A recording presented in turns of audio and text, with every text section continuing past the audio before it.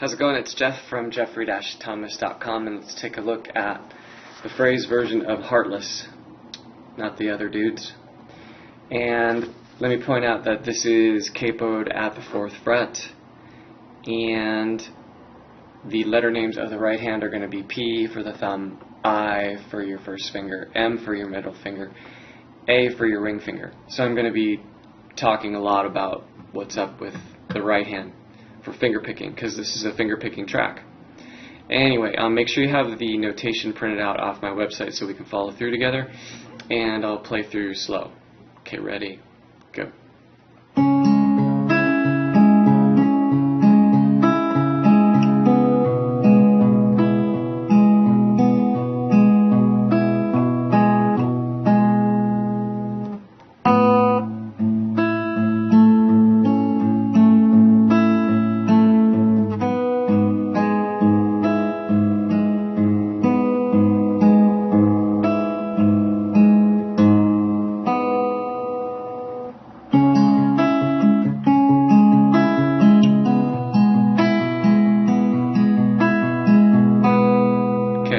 Wraps over the 6th string, which might be kind of weird at first, right, for this A chord, and you're playing the 6th string and the 3rd string together,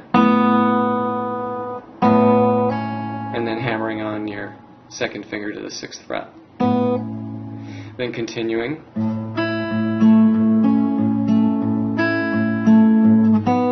third string open, and that gets you the chance to get to G sharp minor 6.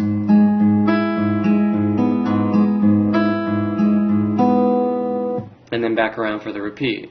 Okay, so on the approach of the right hand, let's go back to the beginning, the C sharp minor chord. Okay, so we've got this formed, right? Anything you're going to do on the 5th string is going to be with your thumb. Anything you're going to do on the 4th string, with I. Anything on the 3rd string with M. Anything on the 2nd string with A. So that's sort of a rule about finger picking and how it's going to work.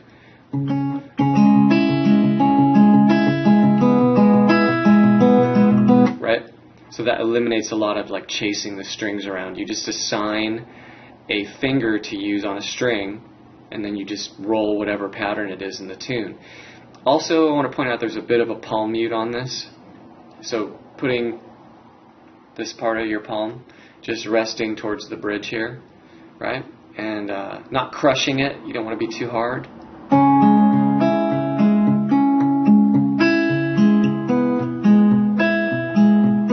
Mostly on the bass side, that those notes are sort of thumping, kind of gives it like a dull thud, which is really cool about the guitar.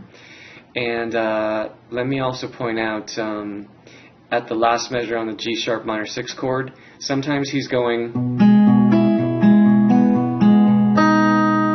taking the first finger off and playing that string as open or a 4, right? Remember, anything that's going to be like open is going to be written as a 4. Now moving to the breakdown at 2:33 in the tune. So it's going to be forming a C sharp minor chord, but at first he's only playing the 4th and the 3rd strings together with I and M, and then the bass note alone on the 5th string. Okay, and you can see there's repeat brackets there for that measure, and it's going to go 3 times. So let me walk you through the breakdown. Go 1 and 2 and 3 and 4 and 2nd time, 3 and 4 and 3rd time. Okay, then we switch to C sharp minor 7 over B, and the bass note goes first now.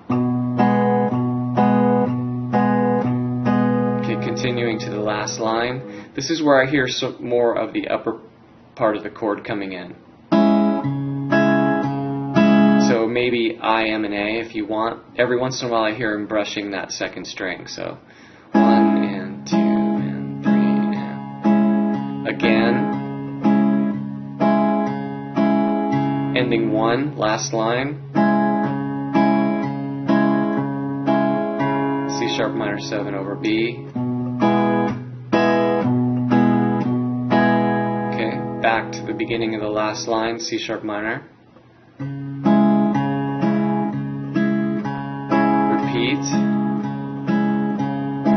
ending 2, C sharp minor 7 over B, and then I apologize, I ran out of room here, so I wrote the last measure there as a measure of 2-4, and then just repeating the C sharp minor 7. And then that gets you back up to the top of the tune.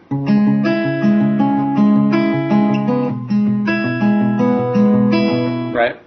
So, breakdown. Just remember that it's starting out with really specific on those.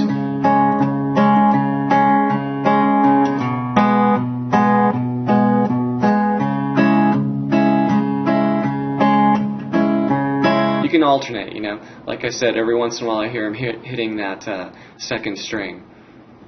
And that's pretty much the track.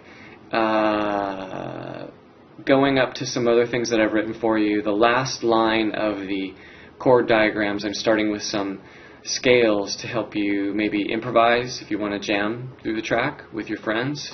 I've written 4 C sharp minor scale patterns, so let's start with those.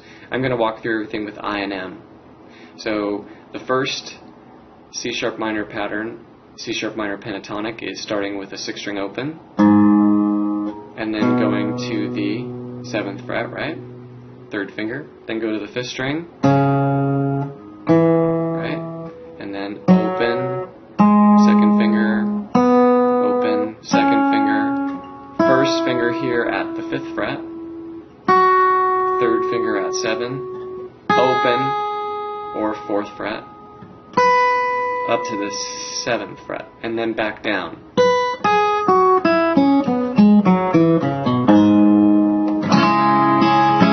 Okay, so the next pentatonic pattern in line is going to start at the 7th fret with the 2nd finger. Same thing with I and M, right? 2, 4, next string over is 2, 4. Okay. Go back here, so you're at the 6th fret, 1st finger, up to the 9th fret with your pinky, 6th fret, 9th fret on the 3rd string, 7th fret on the 2nd string, 2nd finger, pinky at 9, 2, 4. Okay, then you're going to walk back down. And at this point, like most people would grab a pick and just go at it, right? Which would be cool. It's fine. And then the last pattern, actually, whoa, I only wrote 3 pentatonic patterns for you, sorry. This last pentatonic pattern is starting at the 9th fret. And it's going to be fingerings 1, 4, 1, 3, 1, 3, 1, 3, 1, 4, 1, 4. Okay? And then back down.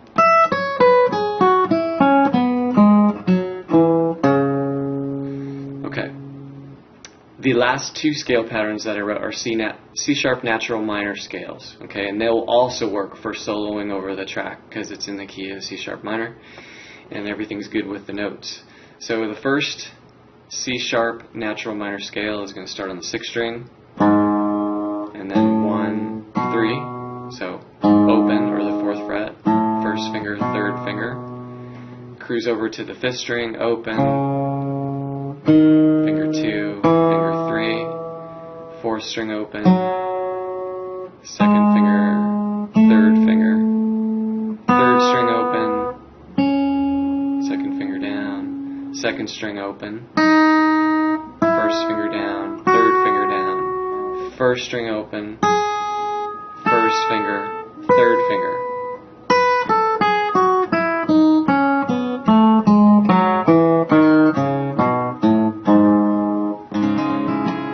It's like perfect with the C sharp minor chord, this scale. Okay? Then the last pattern that I wrote here for you is another C sharp natural minor scale, but starting at the 7th fret with the 2nd finger. Okay, so let's walk through that slow. 2, 4, 1, 2, 4, 1, 2, 4, 1, 3, 4, 2nd string at the 7th fret, 1, 3, 4, first string 7th fret, finger 1, finger 2, and come up to the 11th fret with your pinky, and then back down, right?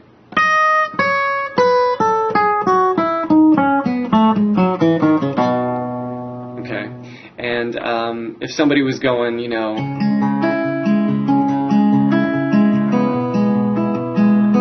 or just running through like a